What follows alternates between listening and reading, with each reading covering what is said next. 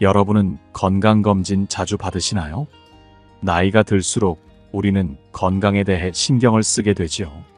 행복한 노후를 보내기 위해서라도 건강을 지키는 것은 정말 중요한데요. 그래서일까요? 많은 분들이 건강검진을 꼭 받고 너무나 당연하게 여기는 경우가 많습니다. 우리는 흔히 건강검진이 자신의 건강을 지키기 위한 필수라고 생각합니다. 건강검진을 통해 이상이 있는지 확인하고 문제가 있다면 미리 발견해서 조기 치료하는 것. 이것이 바로 노년의 건강을 유지하는 가장 중요한 방법이라고 배웠기 때문인데요. 하지만 한 번쯤 생각해 보셨나요? 매번 건강검진에서 별 이상이 없다는 소리를 듣고 안도감에 빠지지만 그 검진이 정말 내 건강을 제대로 평가하고 있을까? 혹은 정말 필요한 검사였을까? 또는 검진을 통해 발견하지 못한 더 중요한 건강 문제가 있는 건 아닐까? 이런 생각이 들 때가 많습니다. 특히 검진 비용도 쌓이고 쌓이면 무시 못할 비용이 되기 때문에 부담이 되는 경우도 많고요. 때로는 건강검진에서 문제를 발견했는데 정말 치료가 필요한 상황이었을까? 생각이 드는 순간이 있으실 겁니다. 이런 건강검진 우리는 받아야 할까요? 말아야 할까요? 오늘은 노년의학 전문 의사의 말을 통해 건강검진의 충격적인 진실을 들려드릴까 하는데요. 사실 우리가 당연하게 여겼던 건강검진이 불필요하거나 심지어 우리 건강에 무척 해로울 수 있다는 것입니다. 이 책은 건강검진이 사람들의 불안감을 부추기고 때로는 과잉 치료로 이어지면서 진짜 건강을 해치는 역할을 할 수 있다고 소개합니다. 물론 나이 들수록 건강을 미리 챙기는 것이 중요하다는 사실은 누구도 부정할 수 없을 것입니다. 그런데 우리가 무조건적으로 매년 건강검진을 받고 그 결과에 매 순간 걱정하며 굳이 받지 않아도 될 과도한 치료를 받는 것이 진정으로 도움이 되는지 한 번쯤 생각해 볼 만한데요. 무엇보다 우리가 놓치고 있는 또 다른 중요한 사실은 무엇일지 생각해 볼 수 있습니다. 오늘 영상을 통해 여러분이 단순히 오래 사는 것뿐 아닌 행복한 노후를 보내기 위한 밑바탕, 건강과 지혜롭게 나이 들어갈 수 있는 방법까지 모두 알아가셨으면 좋겠습니다. 시청하시기 전 구독과 좋아요, 알림 설정은 큰 힘이 됩니다. 그럼 시작합니다. 현대의학은 지금 어디에나 존재한다. 현대인은 삭막한 병원에서 태어나 아플 때마다 수시로 병원을 찾는다.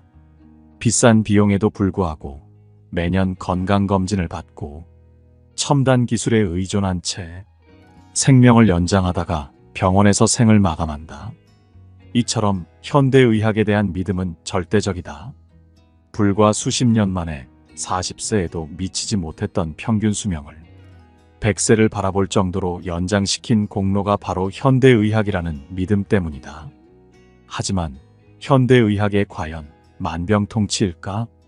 현대의학에 대한 절대적인 신뢰가 혹시 우리 몸을 더 해치고 있지는 않을까?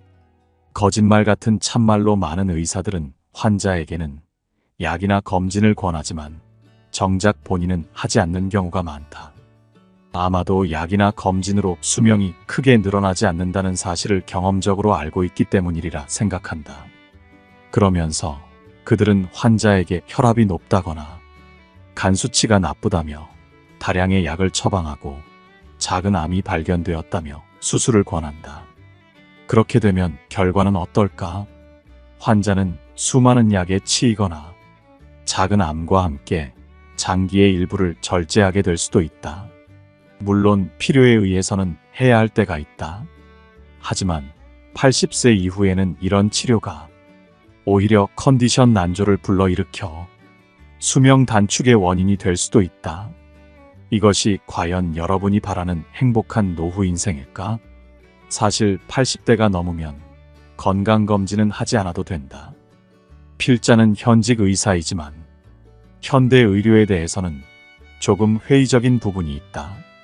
자세한 이유는 차차 설명하겠지만 많은 의사가 숫자만 보고 환자는 보지 않는다고 생각하기 때문이다.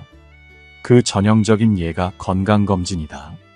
일본인의 평균 수명이 처음으로 50세를 넘긴 시기는 1947년이었다. 당시 남녀의 평균 수명 차이는 3살 정도였는데 지금은 6살로 벌어졌다. 어딘가 좀 이상하다. 어째서 여성의 평균 수명은 증가했는데 남성은 그대로일까? 그 이유 중에 하나의 건강검진 신앙이 있다고 생각한다. 대부분의 회사에서 정기 건강검진이 이루어지기 때문에 예전에는 남성이 건강검진을 받는 비율이 압도적으로 높았다. 건강검진이 장수로 이어진다면 남녀의 수명은 역전되었습니다 할 법도 한데 오히려 남녀 간의 차이는 더 벌어졌다. 결론적으로 건강검진이 별 의미가 없었다는 뜻이다. 물론 건강검진을 통해 암 등을 조기에 발견하기도 한다. 검진으로 목숨을 구하는 사람도 있으리라 생각한다. 도리어 몸이 나빠지는 사람도 있지만 말이다. 그러나 건강검진의 기준이 되는 정상 수치가 정말로 정상인지 의심해 볼 여지가 있다. 어떤 수치가 정상인지 사람마다 모두 다르기 때문이다. 일반적으로 대학병원 등에서 근무하는 의사는 검사의 수치만 보고 환자는 보지 않는다. 눈앞에 환자 몸에서 일어나는 현상보다는 정해진 수치를 더 중시하기 때문이다. 그런 의사에게 진단받고 치료받는다면 어떨까? 불행한 일이 아닐까? 오랫동안 노년 의료 현장에 종사한 경험으로 볼 때 특히 80세 이상의 고령자에게는 문제가 더 심각하다. 수치를 정상에 맞추려고 약을 먹다가 건강을 해치는 사람이 있는가 하면 잔존 능력을 잃거나 수명을 단축하는 사람까지도 있다. 의료를 이용하는 것은 자기 결정이고 자기 삶의 방식을 선택하는 일이다. 필자가 여기서 하고 싶은 말은 의료에 대한 자기 결정이다. 원래 의료는 환자 자신이 선택하는 일이다. 하지만 남이 하자는 대로 따르는 사람도 적지 않은 듯하다. 예를 들면 이번 코로나 대유행이야 말로 자기 결정이 통용되지 않은 최악의 사례이다. 코로나에 걸린 고령자는 환자의 의지와 상관없이 인공호흡기를 부착했다. 병문안도 금지되어 가족의 얼굴조차 못 본 채 사망한 사람도 많았다. 말도 안 되는 이야기이다. 이 나라에서는 환자의 살보다 의료 상황을 우선시하는 것이다. 과연 이대로 괜찮을까? 환자는 병원의 봉이 아니다. 사람들은 재채기가 나오면 곧바로 병원에 달려가고 의사는 진찰 후 감기 기운이 있다는 소견만으로 기침약, 해열제, 염증약, 항생물질, 위장약 등 약을 무더기로 처방한다. 어디 그뿐인가? 혈압을 한번 재볼까요? 아, 혈압이 조금 높군요. 약을 먹는 게 좋겠습니다. 혈당치도 염려되네요. 라며 검사를 줄줄이 권하는 경우도 많다. 환자는 이런 의사의 말에 친절한 선생님이라며 고마워한다. 그리고 매년 독감 예방 주사를 맞고 건강검진이나 암 검사도 규칙적으로 받는다. 특히 암 진단을 받으면 수술, 항암제, 방사선 등의 표준 치료를 의사가 권하는 대로 순순히 받아들인다. 환자들은 의료도 비즈니스이며 생계수단임을 인식하지 못한다. 현재 의사들은 병자를 가능한 한 늘려서 병원으로 끌어들이지 않으면 살아남을 수 없다. 한마디로 의사의 감언이설에 넘어가는 당신은 의사의 봉인 셈이다. 당신의 중요한 시간과 돈을 의사에게 바치는 것을 넘어 생명까지 단축될 수 있기 때문이다. 병원에 자주 가는 사람일수록 빨리 죽는다. 50년 동안 의사로서 일을 해온 내가 무엇보다 자신 있게 말할 수 있는 것은 병원을 자주 갈수록 약이나 의료 행위로 수명이 단축되기 쉽다는 사실이다. 의사를 찾아가면 갈수록 검사를 자주 하게 되고 그 결과 이상이 발견되어 약을 먹거나 수술을 하게 된다. 암이 발견되면 수술, 항암제, 방사선이 표준 치료 방식이라는 말로 다짜고짜 소중한 위나 자궁을 잘라내거나 죽음만큼 고통스러운 항암제 치료를 하게 된다. 그 치료로 인한 스트레스도 엄청나고 그야말로 몸에 나쁜 일만 행할 뿐이다. 대부분의 약은 병을 고치는 힘은 없고 부작용은 크다. 감기약이나 해열제도 아나필락시스 반응이 일어날 수 있다. 아나필락시스 반응은 치명적인 쇼크 증상이다. 암보다 약이 훨씬 무섭다고 해도 과언이 아니다. 또한 개복 수술을 할 때 복막을 건드리면 즉시 상처가 생겨 유착이 일어난다. 그로 인해 장이 막히면 굉장히 고통스럽고 정상세포 경계가 무너진 곳에 암세포가 끼어들어 증식하기 쉬워진다. 내가 의사가 된 지 얼마 안 되었을 때는 암은 수술이나 항암제로 치료된다고 굳게 믿고 있었다. 하지만 수많은 환자를 지켜보면서 장기를 절제해도 암은 낫지 않고 항암제는 고통을 줄 뿐이라고 생각하게 되었다. 암의 조기 발견은 행운이 아니다. 암의 조기 발견과 조기 치료에 도움이 된다는 첨단 기계와 새로운 검사 방법이 계속 개발되면서 의학계는 이미 오래전부터 암은 치료되는 병이다. 1년에 한 차례 검진을 받으면 되기 전 단계에서 저지할 수 있다라고 선전하며 암 검진 시장을 빠르게 확대시키고 있다. 하지만 중요한 것은 암으로 사망하는 사람이 줄고 있는가 하는 점이다.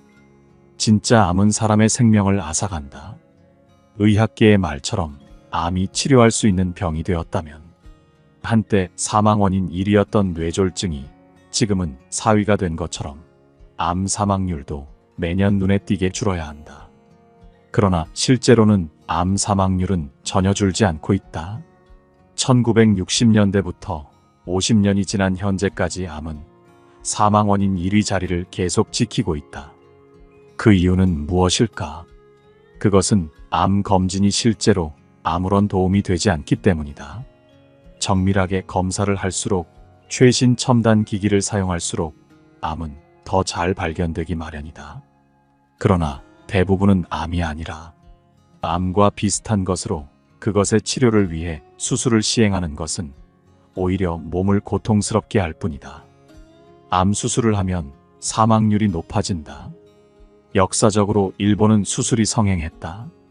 일본인은 서양인에 비해 날씬하고 지방이 적어 수술에 적합한 체형이며 수술로 사망하는 확률도 서양에 비해 낮았다. 이 때문에 일본에서는 지금도 수술 절대주의가 만연해 있다. 그 결과 나을 가망이 없는데도 하는 수술, 다른 치료법이 명백히 효과적인데도 하는 수술, 수술 자체로 인해 환자의 수명이 단축되고 많은 사례가 빈번하게 발생하고 있다. 암 수술의 문제점 중 하나는 암은 절제하다가 사망할 위험이 매우 높다는 것이다. 다른 병이나 부상도 마찬가지지만 의사가 수술을 권할 때는 그 수술이 정말로 필요한지 철저하게 알아보고 결정해야 한다. 한 번의 CT 촬영으로도 발암 위험이 있다. CT 검사의 피폭 선량은 일반 X선 촬영에 200에서 300배나 된다. 단 한 차례의 CT 촬영으로 발암 사망 가능성이 있다는 말이다.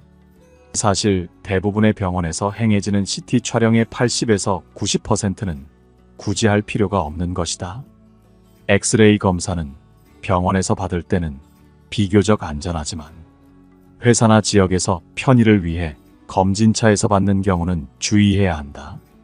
검진차 받는 엑스레이 장치는 간접 촬영 장치이므로 병원에 설치되어 있는 직접 촬영 장치에 비해 피폭 선량이 3에서 10배나 많다. 그러나 일본에서는 아직도 의사나 환자가 일단 CT부터 찍고 보자는 식이다. 그 결과 국민의 피폭 선량은 계속 늘어나 현재 암 사망 원인의 6%를 넘는다고 주장하는 사람들도 있다. 일본에서 의료 피폭에 의한 암으로 사망하는 사람은 매년 2만 명 전후로 추정된다. CT 검사로 인해 몸을 해치는 일이 없도록 부디 주의하기를 바란다. 이 건강검진 꼭 받아야 할까? 의사들도 의견 갈리는 건강검진. 뇌정밀 검사. 뇌정밀 검사는 특히 뇌종양, 뇌졸중, 혈관 질환 등을 조기에 발견하는데 유용하다고 알려져 있다. 하지만 이러한 검사가 오히려 과잉 진단을 초래할 수 있다. 고해상도 MRI, CT 검사는 매우 미세한 이상까지 발견할 수 있는데 이때 발견된 작은 결절이나 비정상적인 구조가 실제로는 건강에 큰 영향을 미치지 않는 경우도 많다. 그러나 이 미세한 이상이 발견되면 환자와 의료진 모두 불필요하게 불안감을 느끼고 추가 검사나 치료를 진행하게 되는 경우가 많다. 예를 들어 뇌에 작은 종양이나 혈관 기형이 발견되었을 때 그것이 실제로는 평생 아무런 문제를 일으키지 않을 가능성이 있음에도 불구하고 환자는 이를 제거하거나 치료해야 한다는 압박을 느끼게 된다. 이러한 과잉 진단이 불필요한 수술이나 약물 치료로 이어질 수 있다. 뇌 정밀 검사는 나이에 따른 자연스러운 변화를 비정상으로 간주할 위험이 있는 것이다. 나이가 들면서 뇌 조직의 변화나 작은 흉터, 미세한 혈관의 손상 등은 흔하게 발생하는 현상인데 이와 같은 변화를 검사해 발견하면 무조건적인 치료가 고려되고 의사들은 권유하기도 한다. 그러나 이런 변화는 실제로는 자연스러운 노화 과정의 일부일 수 있으며 반드시 치료가 필요한 상황이 아닐 때가 많다. 뇌정밀 검사가 반드시 필요한 사람들에게만 시행되어야 하며 그렇지 않으면 불필요한 치료와 과잉 진단으로 이어질 수 있는 것이다. 뇌정밀 검사의 또 다른 문제점은 검진 후에 환자들이 느끼는 불안감이다. 검사 결과에서 작은 이상이라도 발견되면 환자들은 큰 불안에 휩싸이기 쉽다. 특히 뇌와 관련된 문제는 치명적인 결과를 초래할 수 있다는 공포 때문에 작은 이상 소견이 심리적으로 큰 부담을 준다. 이러한 심리적 압박이 오히려 건강에 해를 끼칠 수 있다. 검사가 오히려 환자의 불안을 증폭시켜서 건강에 대한 과도한 걱정과 스트레스를 유발하고 이로 인해 삶의 질이 저하될 수 있다.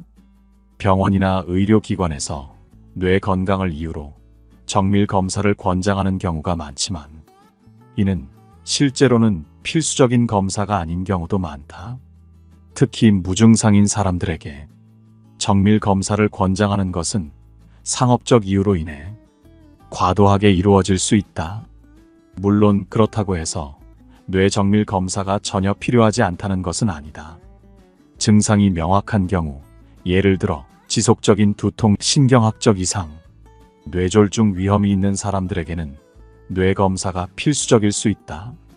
하지만 무증상인 사람들에게 무작정 뇌 정밀 검사를 권장하는 것은 불필요할 뿐만 아니라 오히려 해가 될 수 있다는 것을 꼭 알아야 한다. 따라서 뇌 검사를 받기 전에 신중하게 필요성을 판단하고 믿을 만한 의학 전문가의 조언을 듣는 것이 중요하다. 고혈압증 검사. 고혈압 진단 기준이 지나치게 낮게 설정되어 많은 사람들이 고혈압 진단을 받고 있다. 현대 의료 시스템에서는 혈압 수치가 조금만 높아도 고혈압으로 진단하고 즉시 약물 치료를 권장하는 경향이 있다. 하지만 고혈압이 있다고 해서 무조건적으로 약물 치료를 시작할 필요는 없다. 특히 약간 높은 혈압을 가진 사람들 대부분은 생활 습관 개선만으로도 충분히 관리가 가능하다. 많은 사람들이 비교적 경미한 고혈압에도 불구하고 즉시 약물 치료를 받게 되는 경향이 있으며 이는 장기적으로 부작용을 초래할 수 있는 것이다. 고혈압 약물은 혈압을 낮추는데 효과적일 수 있지만 장기 복용 시 신체에 다양한 부작용이 생길 수 있으며 일부 환자들은 불필요하게 평생 약물에 의존하게 된다. 또한 약물 치료로 혈압을 인위적으로 낮추는 것이 항상 건강에 이로운 것은 아니며 약물의 필요성을 판단할 때는 신중해야 한다. 고혈압을 관리하는 데 있어 생활습관 개선이 약물 치료보다 더 중요한 역할을 한다. 고혈압이 있는 사람들 대부분이 건강한 식습관, 규칙적인 운동, 체중 관리, 스트레스 감소 등을 통해 혈압을 자연스럽게 조절할 수 있다. 특히 체중 감량과 염분 섭취 조절이 혈압을 낮추는데 매우 효과적이다. 이렇게 하면 고혈압을 약물 없이도 충분히 관리할 수 있는 경우가 많다. 그래서 고혈압 환자에게 가장 중요한 것은 약물에 의존하기보다는 생활 습관을 개선하고 꾸준히 관리하는 것이다. 나이가 들수록 습관을 바꿀 수 있어야 하는 것이다. 특히 고혈압이 심하지 않은 경우 생활 습관만으로도 혈압을 효과적으로 조절할 수 있으며 이는 약물 부작용을 피하는 데도 도움이 된다. 고혈압 진단을 받으면 많은 사람들이 자신이 중대한 건강 문제를 가지고 있다고 믿고 큰 불안감을 느끼게 된다. 물론 고혈압 자체가 중요한 문제이지만 지나치게 불안해하거나 즉각적으로 약물에 의존하는 것은 장기적으로 건강을 해칠 수 있다. 오히려 고혈압을 이완하는 요가, 명상, 운동 등의 스트레스 관리 기법을 통해 혈압을 조절하는 것이 더 효과적일 것이다. 고혈압 약물은 혈압을 인위적으로 낮추는데 효과적이지만 장기 복용 시 어지러움, 피로감을 발생시킨다.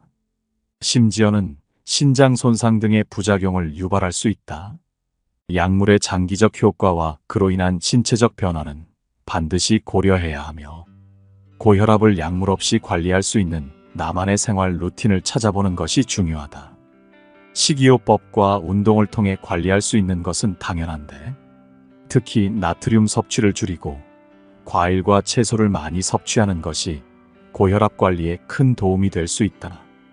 혈당 검사.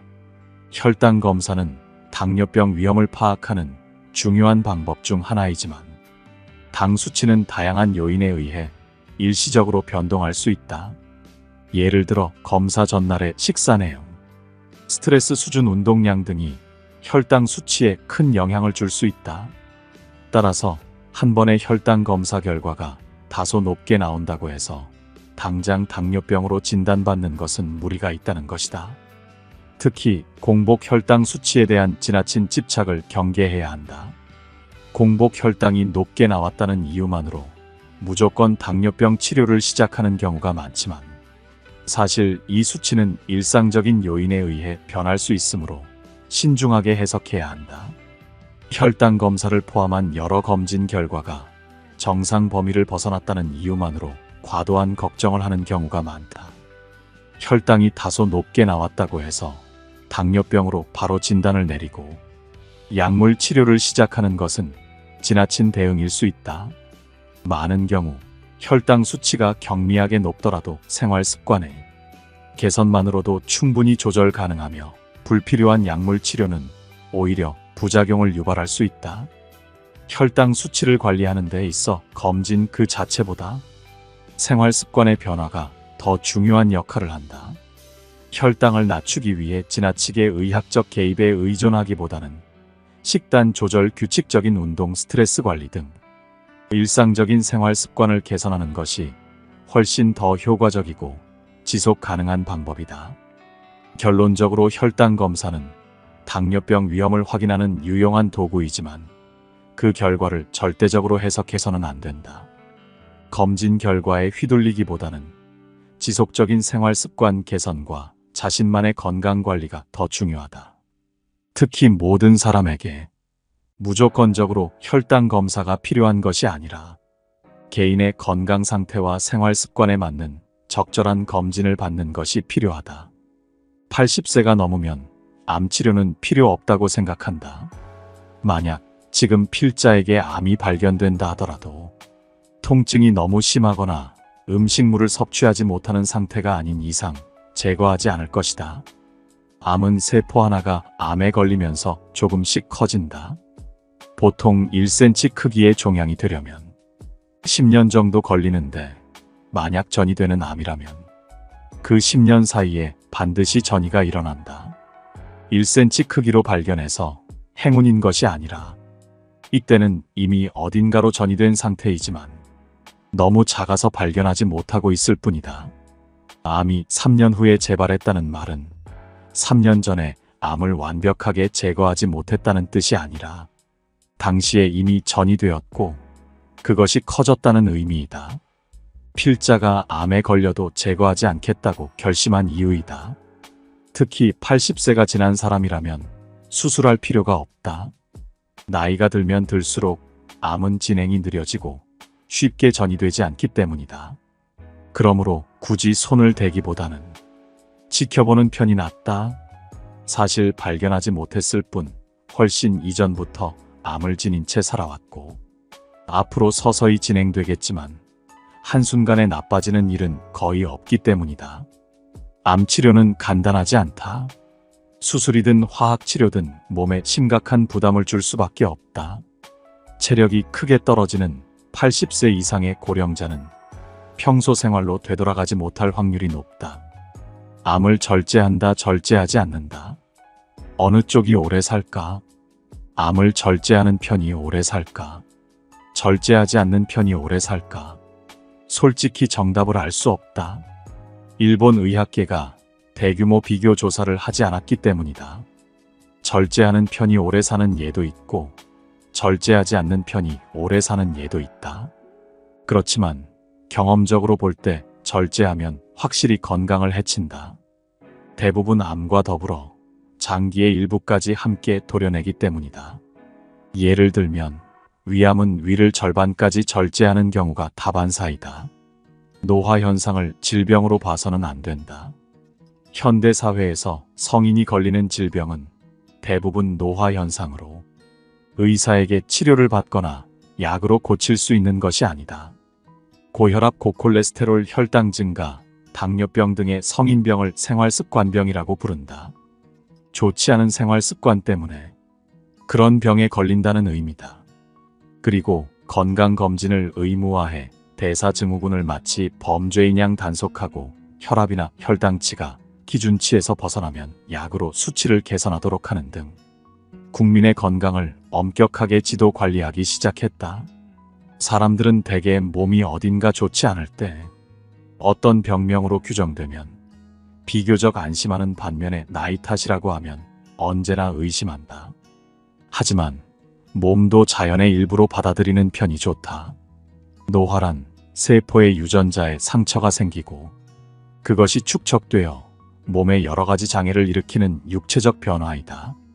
따라서 어느 정도의 통증이나 불편함은 자연의 섭리이고 어쩔 수 없다는 생각을 하여 그런 증상과 잘 사귀어 나가는 것이 합리적인 태도이다. 우리는 모두들 노년이 되어서도 행복하고 건강하게 살고 싶어 합니다. 건강하게 오래 살기 위해서 우리는 지금까지 너무나 검진과 치료에만 몰두해 왔는지 모릅니다. 물론 필요하다면 받아야 하는 것이겠지만 나이가 들수록 나이가 들어감에 대해 이해하고 그에 따른 변화를 잘 받아들이는 것이 우리의 마음도 편안하게 만들고 생활 속 순간순간에 작은 행복을 느낄 수 있게 만들지 않을까요? 검진과 치료가 우리 건강에 대한 모든 것을 해결해 주지는 않을 것입니다. 오히려 과잉 진단과 불필요한 치료는 우리에게 행복을 앗아가고 불안감을 높여주겠지요. 그런 의미에서 이 책에서는 80세가 넘게 되면 왜 검진에만 너무 의존하지 말아야 하는지 잘 설명해 준 것 같습니다.